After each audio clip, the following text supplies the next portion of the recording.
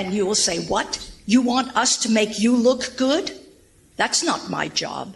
Your job is to make us look good. Our job is not to make you look good, American Jews. What do you have to worry about?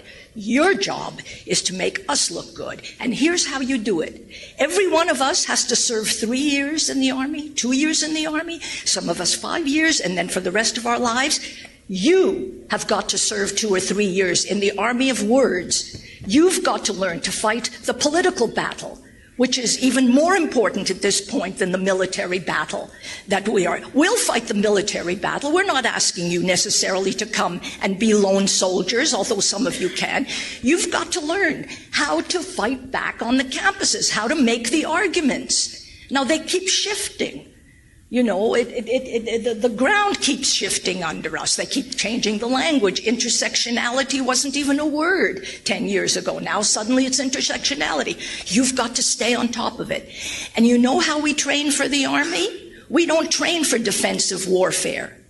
If the war against Israel ever had to be fought on Israeli soil, do I have to tell you? It's an impossibility. So it's the same thing. Don't let the war of words ever be fought about Israel's nature. Let it be fought about why you can't accept Israel, why you have to single out this tiny people. Try to find Israel on the map. It's hardly there. You know, we used to play this game, Where's Waldo? Where is Waldo on the map?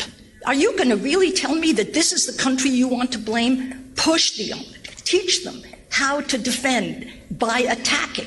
Teach them really what one says as in fencing. You've got to do that. You've got to make demands on them. They've got to serve for 3 years in the army of words. Well, I cannot even start with this to compete with this passion and compassion. And of course, it is well known nowadays that what happens on Facebook, Twitter, and YouTube has great influence on events as they occur on the ground. The Internet, too, is a battleground. It is thus comforting to learn that the IDF employs soldiers whose job titles are new to the military world.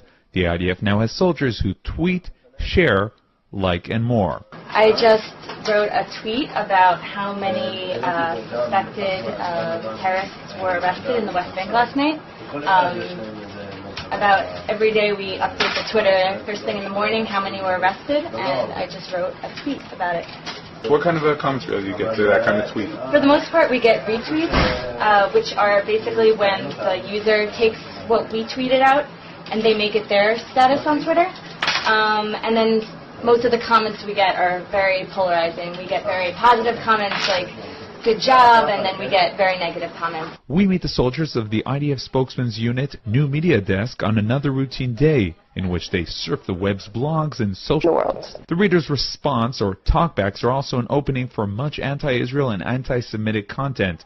The IDF blocked the option of talkbacks to videos on its YouTube channel. However, it promises that on other channels, which include a Facebook page that is about to be launched, serious and respectable comments will be allowed, and the IDF will answer them. We had comments open on our YouTube channel, and that did not work out particularly well. People were writing really horrific comments that were just incredibly inappropriate, and because it's our channel, our platform, we are ultimately responsible for everything that gets written up there, which is why we had to close comments. Moetzet Yesha, in conjunction with My Israel, has arranged Instruction Day for wiki editors. The goal of the day is to teach people how to edit in Wikipedia, which is the #1 source of information today in the world.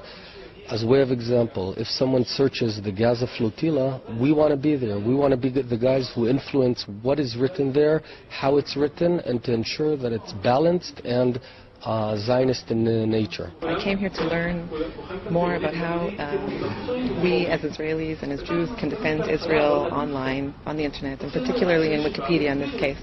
Wikipedia is a bit of a complex system, and it's sometimes hard to figure out the rules. I've personally tried to edit things in Wikipedia that were against Israel, small things, and my changes were erased or undone, and I didn't understand why. And I think that this kind of knowledge is important for anyone who wants to be active in defending Israel on the internet, so that we can go and we can see the information and we can say this isn't quite right, it's showing one side of the story, and I have the power and the right to change that.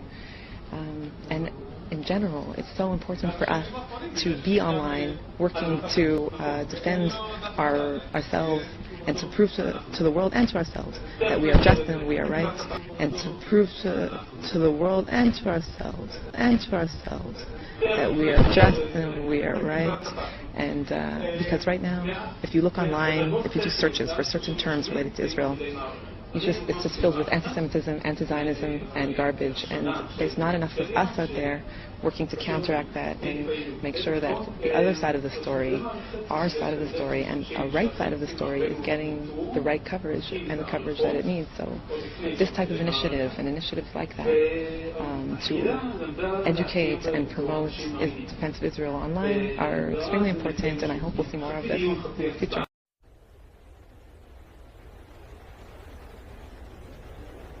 While many groups and governments wish to censor the internet, Israel and its partisans are among the most globally significant.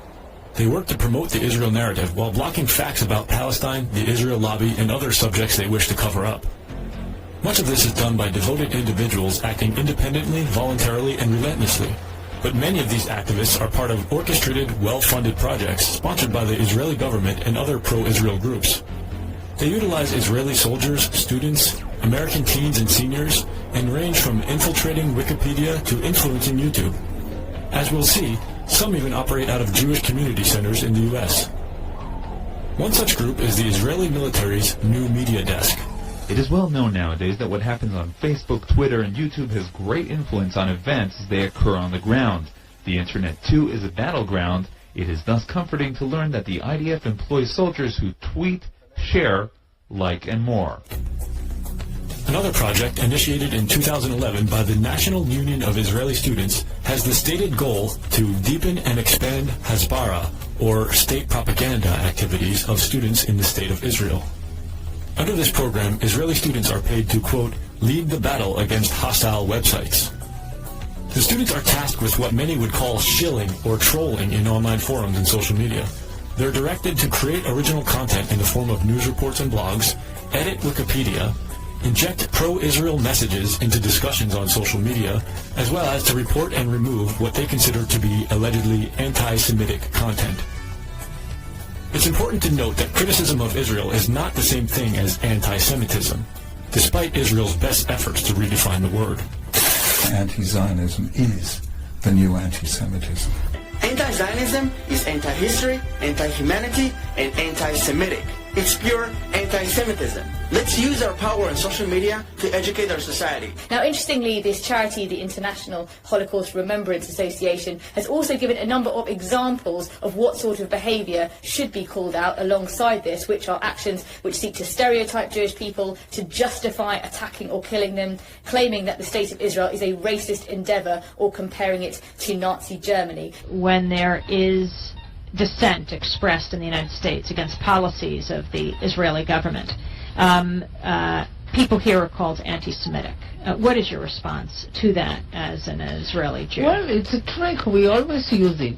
When from Europe somebody is criticizing Israel, then we bring up the Holocaust.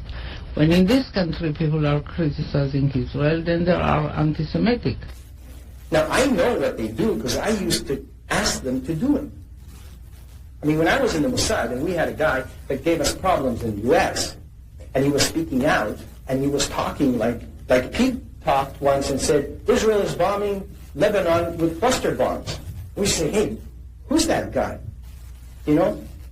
And of course the campaign starts, and before you know it, the guy's labeled. And he's an anti-Semite. Because that's what we say he is.